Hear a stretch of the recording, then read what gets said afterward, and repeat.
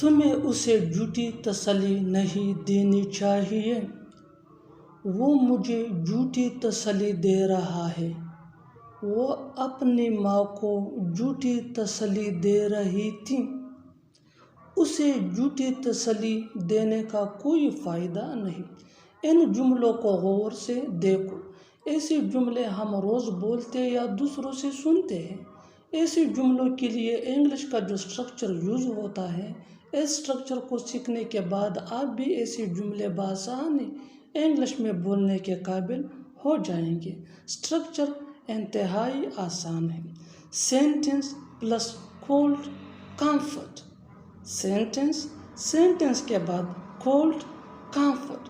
آگے ڈیٹیل سے سمجھاتا ہوں مثالوں سے۔ تمہیں اسے جھوٹی تسلی نہیں دینی چاہیے۔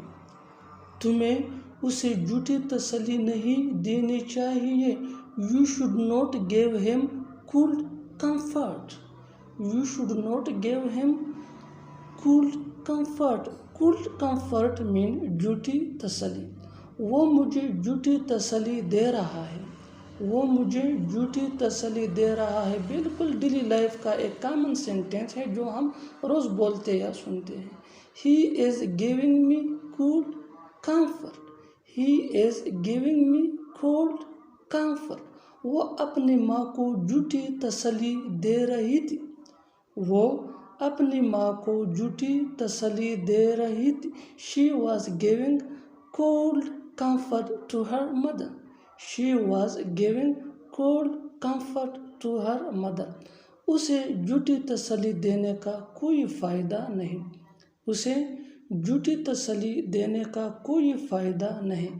There is no use of giving him cold comfort.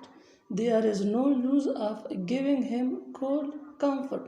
اور آخر میں یہ سینٹنس آپ کے لیے کامنٹ باکس میں اس کا جواب ضرور دینا۔